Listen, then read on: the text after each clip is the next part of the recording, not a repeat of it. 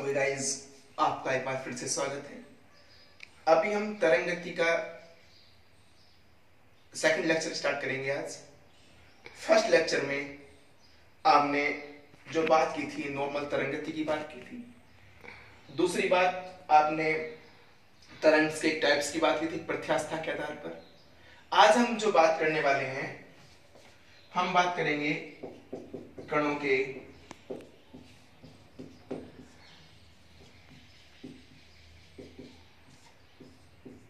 कंपन के आधार पर।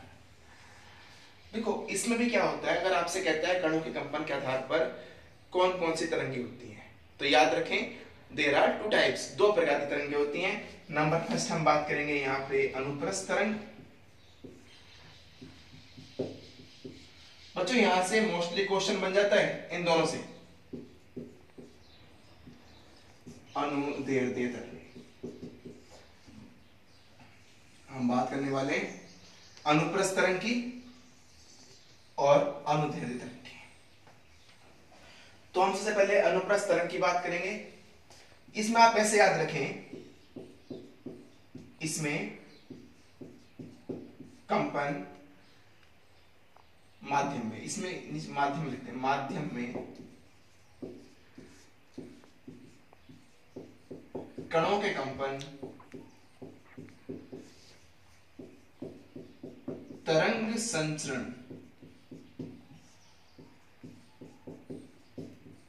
की दिशा के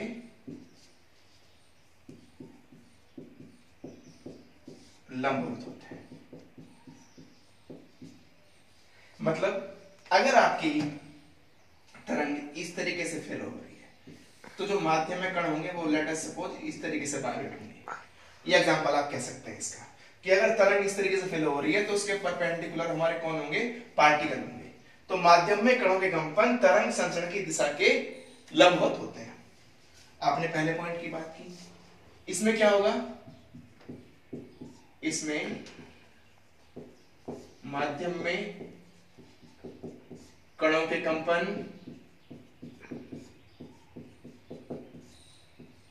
तरंग संचरण की दिशा के अनुदिश, यानी उसी डायरेक्शन में होते हैं।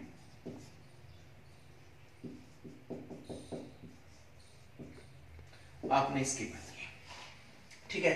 यानी कि माध्यम में कणों के कंपन क्या होंगे, तरंग संचरण की दिशा के अनुदिश। यानी कि अगर आपकी तरंग इस डायरेक्शन में बह रही है तो पार्टिकल भी इसी डायरेक्शन में आपका मूव करेगा। आप ऐसे अब आप कहोगे सर इसे याद कौन करेगा, कैसे याद करेंगे? बहुत कुछ नहीं करना है आपको। आप इंग्लिश में जानते हैं इसको क्या बोलते हैं? इसको बोलते हैं लॉन्गिट्यूडनल वेव्स।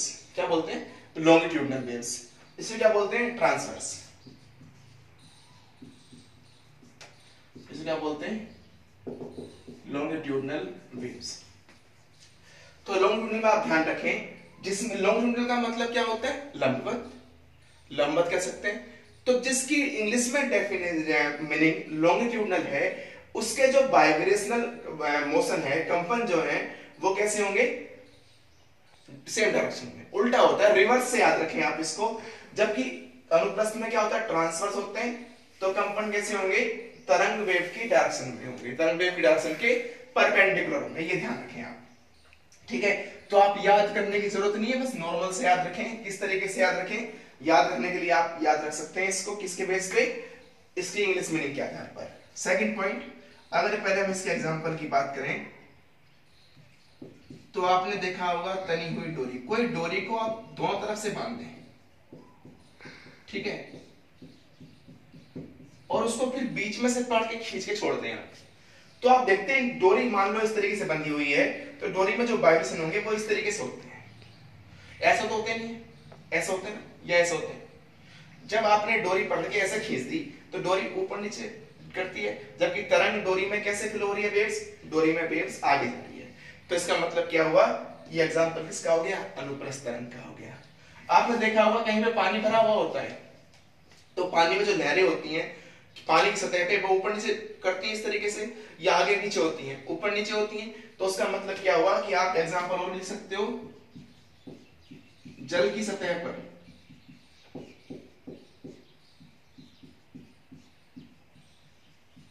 उत्पन्न तरंगें। ठीक है। दूसरी बात, अगर आप अनुदैर्ध्य तरंग की बात करते हैं, इस एग्जांपल की बात करते हैं, तो आपने देखा होगा ध्वनि तरंगें, साउंड वेव्स। आपने नाम सुना होगा ऑर्गन पाइप, खुला ऑर्गन पाइप, बंद ऑर्गन पाइप्स में उत्पन्न तरंगें। ये भी किसका एग्जांपल है? अनुदैर्ध्य तरंग का। और भी बहुत सारे होते हैं, उन सब की बातें आप करेंगे बाद में, डिस्कशन बॉक्स से आप इसका लिंक ले सकते हैं, बहुत सारे एग्जांपल्स हैं। नेक्स्ट थिंग की हम बात करते हैं, जो अनुप्रस्थ तरंग होती है यह केवल ठोस तथा द्रव की ऊपरी सतह पर होती है, जबकि यह कहां होती है? यह ठोस, द्रव तथा गैस तीनों माध्यमों में गमन कर सकते हैं। ठीक है। क्यों? क्योंकि इसमें क्या होता है, जो अनुदैर्ध्य तरंग है, इसमें एक प्रॉपर्टी होती है जिसको हम आयतन प्रत्यास्थता कहते हैं। प्रत्यास्थता कौन सा? आयतन प्रत्यास्थता। उसकी नीड होती है, तो शॉर्ट में याद रखें, मैं लिख देता हूं शॉर्ट में, ड्यू टू आयतन प्रत्यास्थता। कोई नहीं पूछेगा, लेकिन पूछता है, याद रखें किसके कारण से होता है? आयतन प्रत्यास्थता। ठीक है, जिसको वुल्फ मॉडुलस भी कहते हो। अब यहां से ये वेरी वेरी मोस्ट है बच्चों, यहां से क्वेश्चन बनता है, कई इंडियन एयरफोर्स का बहुत फेवरेट क्वेश्चन है ये, इंडियन नेवी का, इंडियन एयरफोर्स का बहुत फेवरेट क्वेश्चन है। इस क्वेश्चन में ये पूछा गया है कि अनुप्रस्थ तरंगें, मैं क्वेश्चन लिखता हूं आपके सामने, देखें आप, क्वेश्चन है कि अनुप्रस्थ तरंगें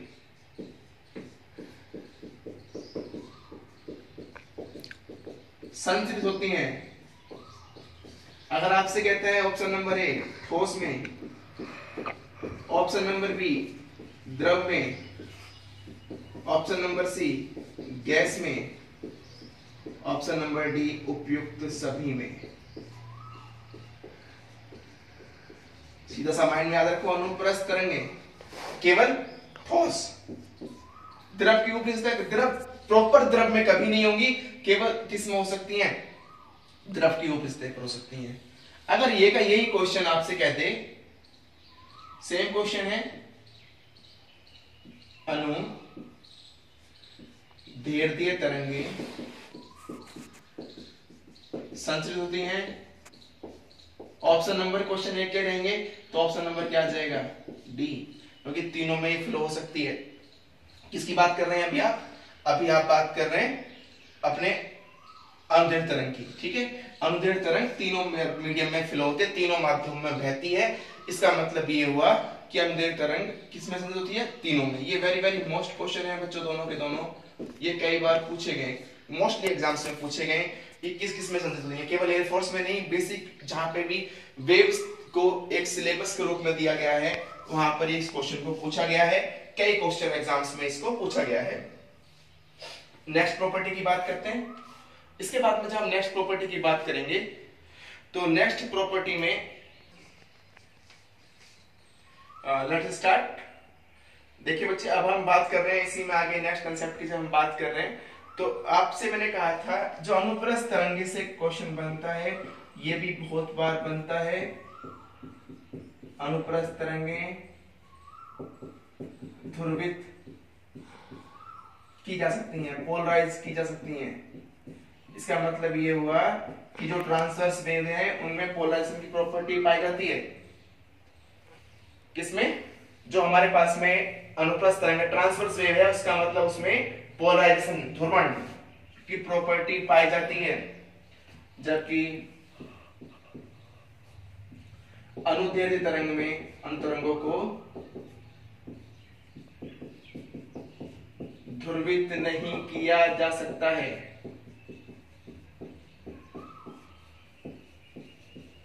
ये क्वेश्चन कई बार पूछा गया है, घुमा के पूछता है, घुमा के क्या पूछता है, आपसे पूछता है कि निम्न में से निम्न में से कह सकता है या फिर इन दोनों में से, इन दोनों तरंगों को, किनको, अनुप्रस्थ और अनुदैर्घ्य तरंगों को किस प्रॉपर्टी के आधार पर अलग अलग किया जा सकता है। तो याद रखें ध्रुवण उसमें ऑप्शन होगा, उसका सही आंसर क्या होगा, ध्रुवण। और ध्रुवण का मतलब क्या हुआ कि अनुप्रस्थ तरंगे ध्रुवित होती हैं जबकि अनुदैर्घ्य तरंगे ध्रुवित नहीं होती हैं। आपसे यही पूछेगा कि निम्न में से कौन सा गुण, तरंगों का कौन सा गुण है, प्रकाश का कौन सा, कुछ भी कह सकते हैं आप, दोनों में ध्यान रखें, किस गुण के द्वारा दोनों तरंगों को, किस किस को, अनुप्रस्थ और अनुदैर्घ्य को अलग अलग किया जा सकता है। तो वो गुण क्या होगा, आप याद रखें ध्रुवण। वेरी वेरी मोस्ट है, एक वर्ड याद रखें आप, ध्रुवण। ये ध्रुवण होगा, इसमें ध्रुवण नहीं होगा, पोलराइजेशन होगा, इसमें पोलराइजेशन नहीं होगा। नेक्स्ट कंसेप्ट की बात करते हैं। अनुप्रस्थ तरंगों के लिए दृढ़ता का होना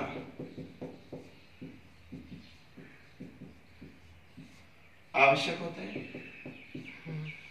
दृढ़ता मतलब रिजिडिटी, आप रिजिड पार्टिकल रिजिडिटी कह सकते हो, ठीक है। जबकि अगर अनुदैर्घ्य की बात करें तो माध्यम में प्रत्यास्था का गुण होना चाहिए। तो देखिएगा यहां से जो क्वेश्चन बन सकता है आपसे वो केवल ये बन सकता है कि अनुप्रस्थ तरंग में निम्न में से कौन सा गुण होता है। तो याद रखिए दृढ़ता, आपसे कहे अनुदैर्घ्य में तो प्रत्यास्था। अब वो आयतन भी हो सकती है, यंग प्रत्यास्था, तो क्या क्या होगा, वेव्स की बात करें तो आयतन प्रत्यास्था ही होगा, ठीक है।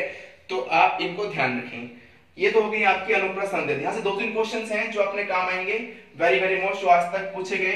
एक तो ये था आपका किस गुण के द्वारा अलग करते हैं, दूसरा अनुप्रस्थ तरंगें संचरित होती हैं केवल ठोस में, किस किस में ये तरंगें संचरित हो सकती हैं। ये क्वेश्चन भी कई बार पूछा गया है, ठीक है।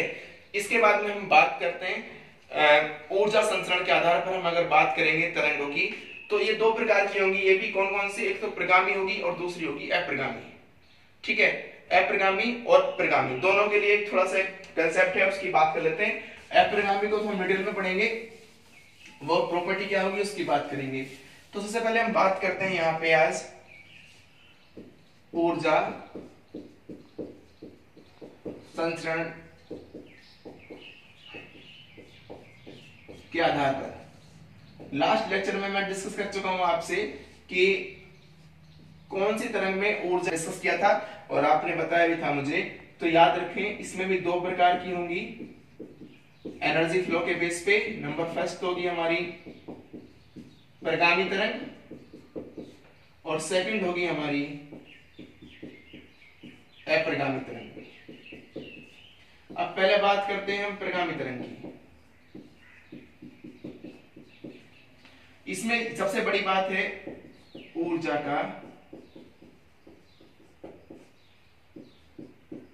संचरण होता है, ठीक है। अगर आपसे कहता है प्रगामी निम्न में से कौन सी, हम देखो यहाँ पे डिटेल में नहीं जाएंगे, हम ज्यादातर थ्योरेटिकल पार्ट की मोस्टली कम से कम बात करेंगे क्योंकि हम कॉम्पिटिशन के अकॉर्डिंग पढ़ रहे हैं, ना कि हम किसी क्लास के अकॉर्डिंग। हमें एग्जाम में हमसे कभी भी डिस्क्रिप्टिव क्वेश्चन नहीं आएगा, हमसे केवल ये पूछेगा कि निम्न में से कौन सी तरंग में ऊर्जा का संचरण होता है, तो वो किस में होता है, प्रगामी तरंग में। अब अप्रगामी में क्या होता है, याद रखो ऊर्जा का संचरण नहीं होता है। किसकी बात कर रहे हो आप, ये अप्रगामी तरंग की। अप्रगामी तरंग के लिए सबसे महत्वपूर्ण जो पॉइंट होता है वो ये होता है कि अप्रगामी तरंग के लिए बद्ध माध्यम यानी कि बाउंड मीडियम होना चाहिए, उसी में तरंग फ्लो होती है, ठीक है। तो आप यहाँ पे याद रखें कि जो हमारे पास में प्रगामी तरंग है उसमें क्या होता है, ऊर्जा का संचरण होता है। यानी कि इसमें क्या होता है कि जो तरंग होती है प्रगामी तरंग में एक नियत वेग से आगे बढ़ती है साथ में ऊर्जा का संचरण करते हुए, जबकि अप्रगामी तरंग में क्या होता है, देखो एक्स का एग्जांपल समझ सकते हैं आप। इसमें क्या होता है, अपने पास में कोई भी बाउंड स्टेट होती है, यानी कि दोनों तरफ से बद्ध अवस्था कह सकते हैं, जो पूरा घिरा हुआ माध्यम हो सकता है। एक तरंग आई, वो उसकी सतह से टकराएगी और फिर वापस आके रिटर्न हो जाएगी। तो इसका मतलब ये हुआ की आएगी उड़ जाएगी तो दो विपरीत दिशा में तरंगे हो जाएंगी, एक नियत वेग से। इसमें एक पॉइंट याद रखें आप कि नियत वेग से, ठीक है, ये दोनों में होता है नियत वेग से। तो नियत वेग से संचरण होता है किसमें, प्रगामी तरंग में, अप्रगामी तरंग में, ठीक है, किसका, एनर्जी का। प्रगामी में क्या होता है, एनर्जी जो फ्लोइंग होती है वो एक कांस्टेंट वेलोसिटी से यानी कि नियत वेग से होती है।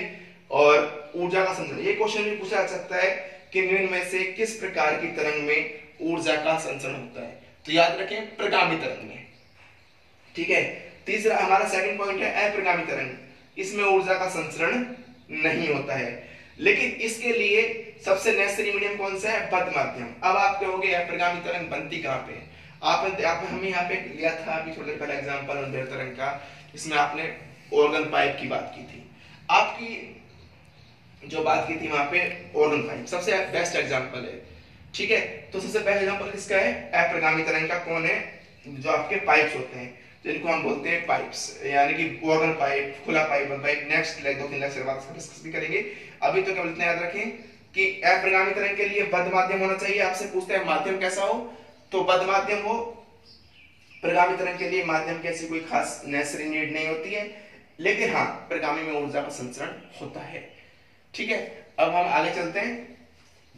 एक टाइप और होता है, अगर आपसे कहता है विमा के आधार पर, विमा के आधार पर कोई खास बड़ा टॉपिक नहीं है, नॉर्मल याद रखें आप, विमा के आधार पर due to basis of dimension, विमा के आधार पर देखो आपने 1D 2D 3D पढ़ा होगा, वो ये भी सेम एक विमीय है।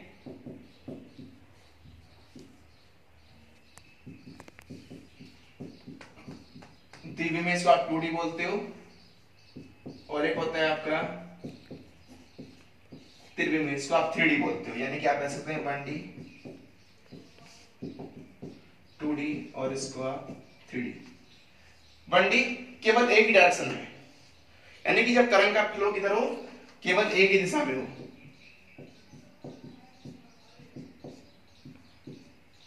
एक ही दिशा में हो। जैसे आप कह सकते हो, जैसे तनी हुई डोरी में कह सकते हो आप, ठीक है, तनी हुई डोरी में एक जैसे वन डायरेक्शन होता है, ठीक है। एग्जांपल साथ एक ही दिशा में हो, किसका, तरंग फ्लो, जैसे तनी हुई डोरी में। 2D दो दिशाओं में तो होगा, लेकिन सबसे इंपॉर्टेंट बात क्या है इसमें कि एक ही तल में होना चाहिए। 2D में तो हो रहा है, लेकिन इसका तल कैसा होना चाहिए, एक ही तल होना चाहिए, ठीक है। यानी कि आप ऐसे कह सकते हो कि दो दिशाओं में कैसे परस्पर लंबवत भी हो सकती है, कंडीशन हो सकती है, लंबवत दिशाओं में भी हो सकती है, लेकिन तल एक ही होगा। इनका तल कितना होगा, एक ही तल होगा। एग्जांपल आप कह सकते हैं जल की सतह पर तरंगे, ठीक है। अगर आपसे कहा जाए 3D के बारे में, 3D जो तीनों दिशाओं में आकाश, 3D स्पेस को क्या बोलते हैं, आकाश में सभी दिशाओं में गति कर सके, 3D। एग्जांपल तो इसके आप सबको पता ही होगा, इसके बहुत सारे एग्जांपल्स भी हैं, बहुत सारे एग्जांपल्स भी हैं इसके, आकाश में सभी दिशाओं में गति कर सके, ठीक है। जैसे आप 3D की बात कर रहे हैं, यानी कि तीनों डायरेक्शन में तल एक भी हो सकता है और दो तल भी हो सकते हैं, ठीक है। अब इसमें सबसे अच्छा एग्जांपल इसका आकाश में संचरित तरंग, और सबसे अच्छा एग्जांपल तो आपका ध्वनि तरंग ही है, ठीक है, 3D में अगर आपसे बात करता है। तो अब इसके बाद में अगर एक अलग आता है, इसमें कंसेप्ट और आता है कुछ अन्य तथ्य के आधार पर, अन्य बेसिस के आधार पर। वो अन्य बेसिस कौन कौन से होंगे, अगर उसकी बात की जाए अन्य बेसिस की, अन्य प्रकार या अन्य तथ्य के आधार पर। तो सबसे पहला इसमें आप ध्यान रखें, सबसे जो इंपॉर्टेंट है वो होता है बच्चों हमारा द्रव्य तरंगे। सीधा याद रखें, मूलभूत कणों से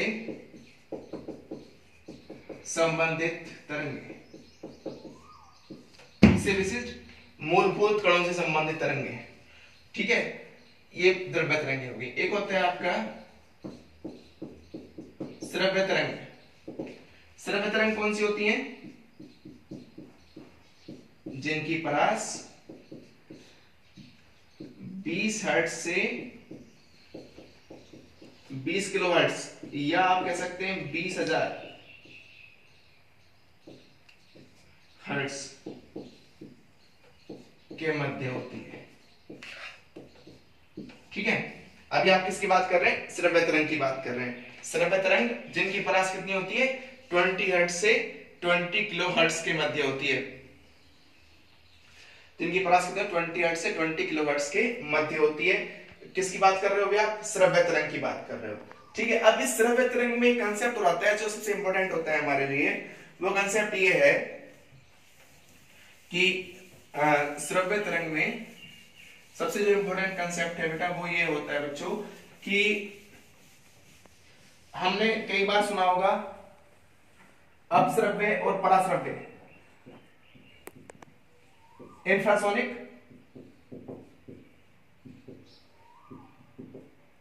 अपश्रव्य।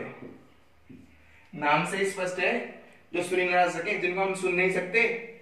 अब जिनको सुन नहीं सकते तो उनकी परास कितनी होती है? 20 हर्ट्ज से बिलो होती है। यानी कि वे तरंगे जिनकी परास 20 हर्ट्ज से कम हो, वे तरंग जिनकी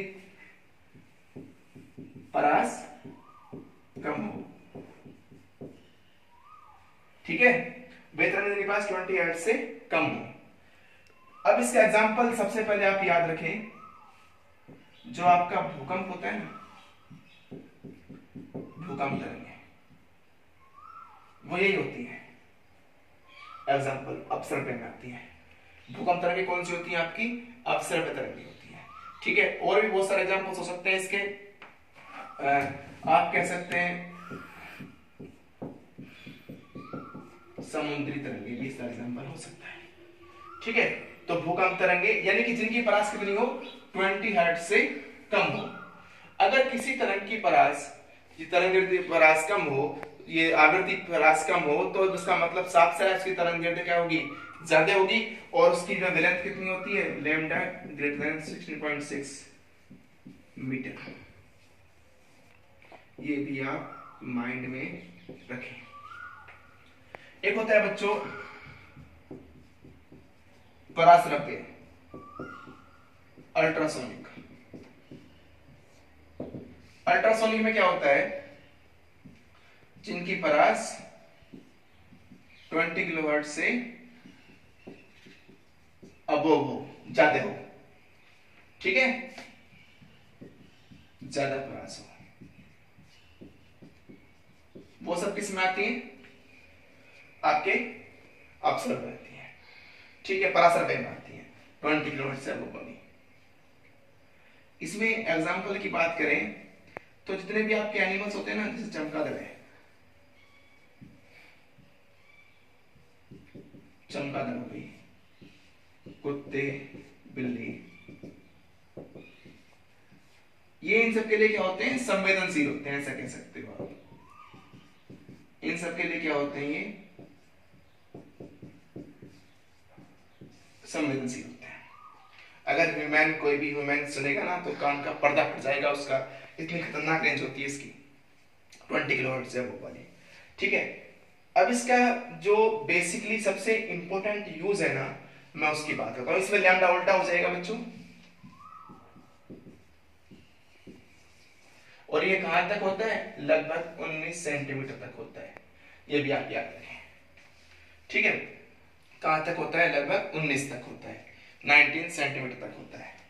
अब इसमें एक सबसे इंपॉर्टेंट बात क्या आती है बच्चों? वो ये आती है, जो छोटा सा टॉपिक है हमारा, एक बस 2 मिनट का है, जिसको हम कहते हैं सोनार। सोनार अगर आपसे कहता है सोनार किस सिद्धांत पर कार्य करता है, तो आप याद रखें परावर्तन, रिफ्लेक्शन के सिद्धांत पर। यह भी एयरफोर्स का फेवरेट क्वेश्चन है कि सोनार किस सिद्धांत पर कार्य करता है, कि सोनार किस सिद्धांत पर कार्य करता है। तो याद रखें परावर्तन के सिद्धांत पर सोनार कार्य करता है। अब आपसे अगर पूछता है इस सोनार की फुल फॉर्म क्या होती है, तो साउंड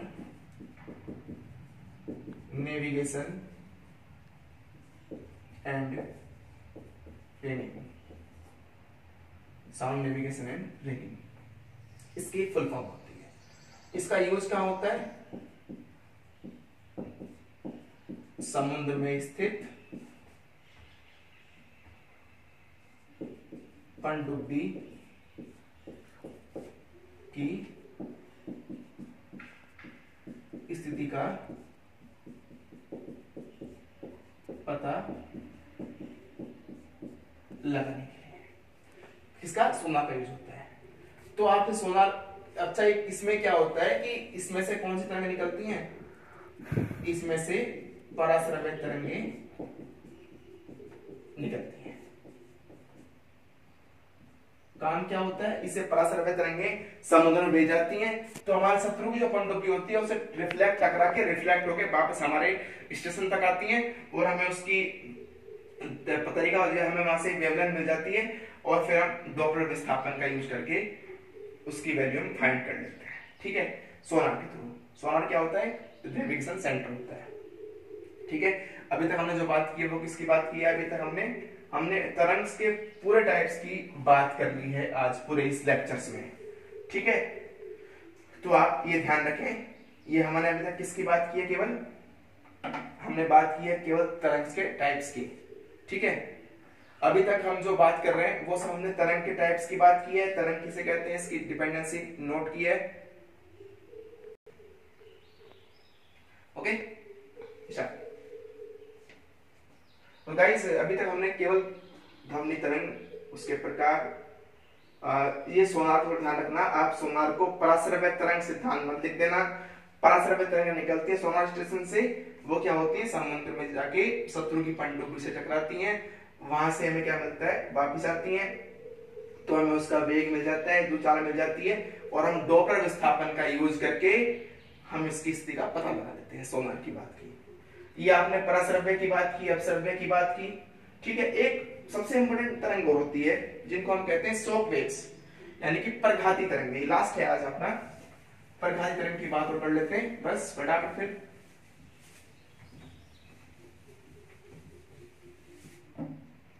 प्रघाती तरंगें, प्रघाती या प्रघाती बोलो, जो भी आपको सही लगे, शॉक वेव्स। एक्चुअली में इसमें क्या होता है कि कोई भी वस्तु है हमारे पास में, जब किसी वस्तु की चाल क्या हो जाए, ग्रेड हो जाए, अबव हो जाए, किससे,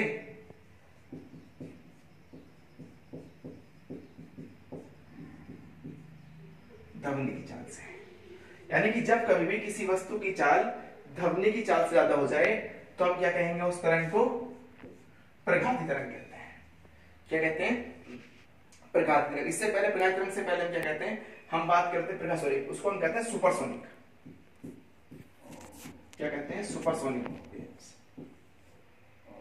सुपरसोनिक वस्तु कह दो, सॉरी, जब हमारे पास में क्या होता है, किसी वस्तु की चाल क्या हो जाए, ध्वनि की चाल से ज्यादा हो जाए, तो हम क्या कहते हैं, उसको सुपरसोनिक कहते हैं। ठीक है, तो इसमें क्या होता है, जब ये सुपरसोनिक जो होती है ना हमारे पास में, सुपरसोनिक वस्तु जब गति करती है ना माध्यम में, तो क्या होता है, वस्तु आगे निकल जाती है। ठीक है, और तरंगे क्या होती है, पीछे छोड़ देंगी, तो क्या होगा, वस्तु आगे चली जाएगी और तरंग क्या होगी, पीछे हो जाएंगी, तरंग पीछे छूट जाती है, उसे क्या कहते हैं हम, प्रघाती तरंग कहते हैं। यानी कि जब वस्तु की चाल धमनी की चाल से ज्यादा हो जाए तो सुपरसोनिक वस्तु, और सुपरसोनिक वस्तु कहेंगे। और जब कभी भी सुपरसोनिक वस्तु में क्या होता है, जब गति करती है किसी माध्यम में, तो जो वस्तु है अगर वो आगे निकल जाए, वस्तु क्या हो जाए, आगे निकल जाए, और तरंग पीछे रह जाए, वस्तु क्या हो जाए, आगे निकल जाए तो तरंग पीछे रह जाए, तो वो तरंग जो होंगी, तरंग को क्या कहेंगे हम, परिघाती तरंग कहते हैं, शॉक वेव्स कहते हैं। ठीक है, अब ये जो हमारी सुपरसोनिक वस्तु होती है, सुपरसोनिक वस्तु की जो चाल होती है, उसकी जो माप होती है, सुपरसोनिक वस्तु की चाल की जो माप होती है, उसको हम किससे नोट करते हैं, मैक संख्या। ये भी आप याद रखें, ये वेरी वेरी मोस्ट है। इसको हम क्या कहते हैं, मैक संख्या, मैक नंबर, मैक संख्या द्वारा ज्ञात करते हैं। मैक संख्या क्या होती है, अभी